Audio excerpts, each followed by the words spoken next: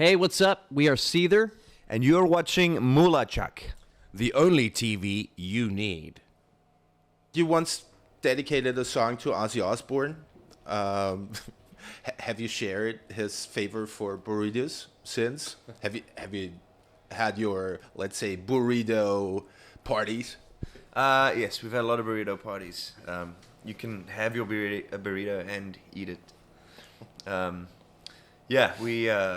I think we've done entire tours where all we eat is like Taco Bell burritos and stuff.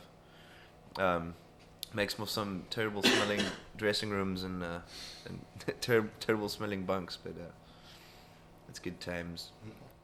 Ever saw Ozzy playing live? We did on Ozfest 2002. Oh. I think which is I don't know if he played live the next year, but I mean we got to see him from the side of the stage a couple of times and from the front a few times. It was cool. I mean he's a great showman. He certainly has a lot more fun on stage than anyone else I've ever seen. It's like the time of his life. Have you followed what happened with the Black Sabbath reunion? Yeah, recently, yeah. I think it's going to be Ozzy and Friends now or something, right? Kind of fell away. That's too bad, man. You know, I still hope they do the album. Maybe if they can pull it together. I don't know, but As far as I know, they do one England show together. Festival, yeah. And I was really looking forward to that. You know, that would be the reunion to have them, do another album. Let's talk a bit about South Africa. Few questions.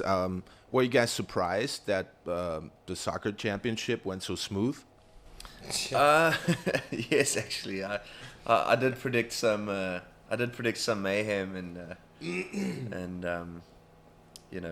at least a couple robberies or I think there was something we didn't burglaries. know about, but then it was like I thought it would be a complete clusterfuck, man, and it wasn't. It was like it ran smoothly, and now of course there's a whole bunch of stadiums that no one can use because they built 9 of these monstrosities that are now just money pits, and which is sad. But I mean, the worst part was like we got knocked out in like the second or third round, so it was like, what's the point of watching the World Cup anymore if your team's not even in it, you know? Yeah, what's that good for? But I think it was good for the economy and stuff like that. But man, no, like I said, like there's just these great big beautiful stadiums that no one can do anything with right now, which is kind of sad, you know. They should have built rugby stadiums, right? Well, Yeah, they would have used those. Because, I mean, it definitely stimulated the economy for a while. But now, all those stadiums, just to keep those up, keep them from falling apart, I think that's now having a drag on the economy to a point. So I think the Cape Town Stadium is 110,000 capacity, and I don't even think they got that many people in there when the soccer was there because there's not enough people, you know. So I don't know. Yeah, they should have definitely built rugby stadiums because our rugby stadiums are falling apart. We should get new ones. But are you guys still playing any rugby? I don't know. Now it's too cold outside, but I think if I played rugby right now, I would die. yeah, I'd have a heart attack. But you're following like what they call the Springboks. Following... Yeah. We actually. I actually played in high school. I played with one of the guys that there was a Springbok. He was a guy called Butch James. I played rugby with him in high school. But it's difficult to try and follow that stuff in the States where no one cares about it. They'll care about soccer, which is more of a European thing. Yeah. And Americans are more into like the contact sports and the physicality of football and things like that. and it'd be so difficult to find rugby on there. You'd think the Americans would love rugby because it's like brutal,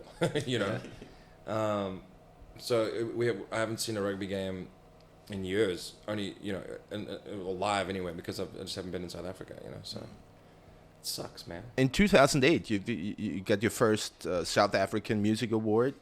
Was this any kind of special for you guys? Let's say, wow, our homies award us, kind of. I think I'd like to think that it was like, yeah, woohoo, go us, but I think it was more like the other rock albums were so bad they had no choice. They had to. We've always had a weird relationship with the South African Music Awards. They've got all these new rules and things now where they, they're trying to exclude us from the awards somehow because they're saying, well, you have to be in South Africa, or first of all, as far as I know, South African Music Awards means you have to be South African. which makes us, you know, eligible for said award show. Yeah. But then again, I don't really care about awards. So for me, it's, you know, if they don't want to acknowledge that we exist, they can shove it up their arse, man. It's like, I'm glad we have one, and I'm obviously proud of it, and I think my parents are really happy to put it up on the pedestal. And if they throw some Grammys on you, you would take it. Yeah, I mean, it would be very nice to receive something, but it's not something that I honestly, it's not something I obsess about. I'm not one of those people that goes, well, I need to have a Grammy, I need to do this, I need to do that. It's more about, man, can we still be doing this in 10 years? That's what the focus is, and how do we get out of our record contract? It's not our own label, you know. Those are things that I'm more about, just like being able to do things musically the way we want to do them without having to sacrifice our integrity or who we are for some suits in an office, you know. So yeah, it was, like I said, that award is cool. We also won an MTV Africa award, you know, and it was like, and there it was different. It was like a rock award, but it was like in a category, it was a bunch of like African rock, and then there was Coldplay. Like how do they even show up in the category? So, you know, it's weird, but that one was kind of cool. It was like, well, no, that's MTV Africa, you know. That's interesting. And so, yeah, I mean, but awards are cool to get. Never gonna say no, but it's not something that I'm focused on, you know. You guys are quite some time now located in LA. How's the biltong there? Good, actually. If you know where to go, there's one place in Beverly Hills. And it's actually a German guy who spent like 20 years in South Africa, learned all the recipes, he was a butcher, and then moved out to the States and opened up a place called the European Sausage Kitchen in Beverly Hills. The Sausage Kitchen. And yeah, I'll eat anywhere called the Sausage Kitchen because I like to party. No, but you go in there and he actually makes biltong, and it's really good. It's like, I think as good as what you get in South Africa. So every now and again it's expensive, but I make a trip out there every now and again and buy, you know, a couple kilos, you know, 30 or 40 kilos. So it really is, but like they say, if you can't get it in LA, you can't get it anywhere. Cause yeah, and there's another place called the African Hut, which is a little bit further south, and they actually, you know, they have a little store, but they deliver as well. So you can go online and order, and then you can order, like, you know, type of sausage like a boerewors that we, you know, that we love, and spices and stuff, you know, cereals and candies, and you know, so you can get it. It's available. You know, they charge you because they know, you know, if people buy this, they're gonna be desperate, so they'll. You, Sean, as far as I know, you have 3 kids living in different places. You have friends and relatives, you know, elsewhere on the planet. How do you manage staying in contact? You know, it's difficult. I mean, you know, you obviously there's always the phone, but mostly it's emails, and I'd like to go back to, you know, I haven't written anyone a letter by hand in so long, but I'm sure my mom would appreciate if she got one from me, you know. Yeah, so mostly it's just emails, and because especially if it's so spread out across the world, you know, time zones are different, so you can't always call somebody when you feel like it. And texting works great with my parents and things like that, you know. So yeah, but that's pretty much how I do it. I mean, I think Dale does it the same way. It's just like mostly texts and emails. Yeah, it's, you know, it's easy. It's direct. It's to the point. I'm not mad about talking on the phone, really. I'd rather send a text message. well, how about Skype and stuff? Are they equipped like, you know? It's a little slower in South Africa, but it can happen. You know, like the internet there's still like steam powered or something because it's slow, man. But yeah, I've video Skyped my parents a couple times, and it's pretty cool. I just feel awkward when I do the Skype thing. I'm like, what do I do? You know, like for any rock star, also in your band, you had rehab times. Put it that way. How do you deal today with that kind of like rock star party life? You learned your lessons, put it that way. I guess you do, but I think it's very easy to forget those lessons. You know, I think it's human nature. I think everyone can relate to, oh, I got so drunk and I think I'm going to throw up and I'm never drinking again. Like, okay, I guarantee you, you know, day after tomorrow you're going to, let's get some beers, you know. but it's I guess it's part of the lifestyle. You know, it's conducive to drinking and whatever else. It's just a way to pass the time, man, because it gets very boring, you know. Yeah. A lot of the time we sit around and we just do nothing, and that's when you start drinking or whatever, because it's like, You're bored. geez, what else are we gonna do, you know? Yeah. As soon as you guys walk out this door, we're cracking that bottle of vodka over there. Yeah, we're not even kidding. And you know, it's difficult. I mean, I've tried to do tours where you don't drink at all, and it's very difficult, man. I can't do it, so I just drink instead. It's like I said. Otherwise, you start thinking about home and missing home and what's going on and people you're not hanging out with, and and it just becomes, because it's pretty lonely out here. I mean, we've got each other, but it's still, there's still that one part of you that's missing the whole time, like the person that's waiting for you at home, So I think that part is difficult. So that's the motivation for me. There's a huge gap in between how big Seether is in America and Europe. Yeah. I was confused because when I heard there's a band playing after you guys, I figured like, what? Are there any plans, or do you want to focus more on Europe in the future? Absolutely, yeah. Because I mean, it's been such a narrow-minded approach from the record company side for years, and it's gotten to the point now where in the States it's almost like we've been to places so much people don't even come to the show anymore. It's like for example, we'd been to Texas or Florida, I think almost 18 times in 4 years, which is ridiculous. And and we haven't been to Austria or to Europe in 4 or 5 years. And in some cases I think the last time we were in Australia it had been 8 years before that, or something ridiculous. Yeah. So it's just it doesn't make any sense that we haven't come here more than we have. So finally we've got some people. We lit some fires under some asses, and we got people, bringing us out to the UK this year. And after this tour, we go back. We do a Nickelback tour of the States. Then we come back here again, do some festivals, and then we're going to come back at the end of the year and do a headlining tour.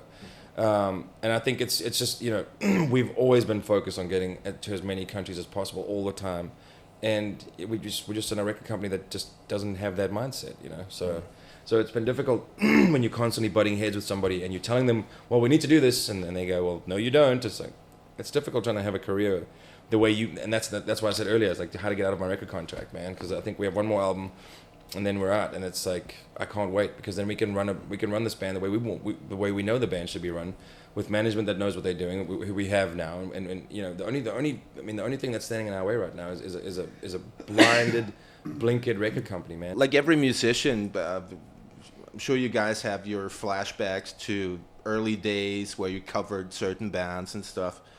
Couple of years you did Careless Whisper cover, and what else was it? Was it Dean Martin? No, Frank Sinatra. You did a Frank Sinatra song. We did Rehab by Amy Winehouse years ago. I mean, while she was still around. The Beatles.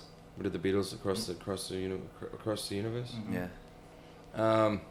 Yeah. Are you doing or are you thinking of doing secret shows, just playing some covers, having fun at night, We usually put at least one into the set on headlining shows. I don't know. I think it's something we all came from. I mean, we started out playing covers in clubs. Yeah. So I think it's something that's sort of innately a part of you. And we like having fun. Some songs we do exactly as they were, verbatim. And some songs like Careless Whisper, we kind of change them around and interpreted it our way. That would look pretty awkward if you do it originally. Yeah, that would be kind of not work at all.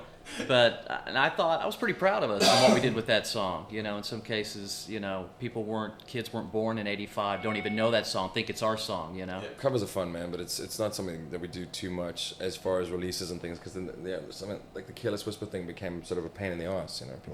People wanted us to play it, and we did it as a joke, man. And someone said, do a Valentine's Day song, and we said, well, what is the worst song we can pick? Yeah. So we picked, we picked Careless Whisper, and it's a great song, but it's completely camp, and it's completely not who we are as a band. So that's why we did it, and we sort of made it a little bit more rock, and it was just really sort of as an up yours to the whole idea of Valentine's Day, and it's just this love song thing, and it bit us in the arse, man, because then we ended up playing that song for 2 years, and it was like, You know, it became a single, and then it was put on an album, and I'm like, God. It's like, we should just stop taking the piss out of anything, because every time we do, it's like, it becomes like our record company just leaps on it like it's like the greatest thing ever. So we won't be doing covers for a while, I don't think. But it would be cool to, you know, to do a tour where you have enough time off to have a night, you know. It'd be cool to have like one night where you play as the band, and then the next night you just do like a cover set or something. But often what we do though is we go out. We've been out to a couple of times where we'll go out after a show, and there's a cover band playing, and we'll just get up and play, like, you know, play their instruments. We've done that a lot, so it's because we drink and we party, so we like to go and take over other people's instruments and stages. Yeah. Let me show you how it's done. Well, we still got time. Then one more question. Have you thought on, bringing more instruments to the show? I can't play many other instruments. I mean, I'd have to learn how to play some. I can do basic, you know, piano stuff, or I can do. I can play bass, and I can play a little bit of drums. Well, I don't know. Are there any specific South African instruments? I don't know. There's like I think there's a couple of like Bushman drums, and there's like that. There's that. It's the hollowed out with the little Oh, the wires. Little flattened wires, and you pling, and it goes bling bling bling bling. Yeah. Bling bling bling bling. We could probably bring that in somehow, but it's not very rock and roll. No. Well, at least for an intro, so. Yeah. Could probably bang on a buffalo skull with a kudu leg bone or something. Get some kind of rhythm going. While lions roar in the background. Yeah. There are some African. Yeah, I mean, I definitely like to collect instruments from around the world. You know, so I need to actually get some more like more djembes and things like that. But it's. I mean, I'm sure at some point we'll find a way to do it. But it hasn't. You know, we haven't focused on it. We haven't even tried yet. But it would be kind of cool to do some sort of, you know, incorporate more instruments, at least in the album. You know. There's actually a guy in Cape Town who makes guitars out of oil cans. And they're really cool, and they're actually kind of cool sounding. They've got a real sort of unique, you know, obviously quite a tinny sort of tone, but it's very unique. And you know, I think a couple of people have used that. I know Chris, the guitar player from Three Doors Down, bought one when they were there.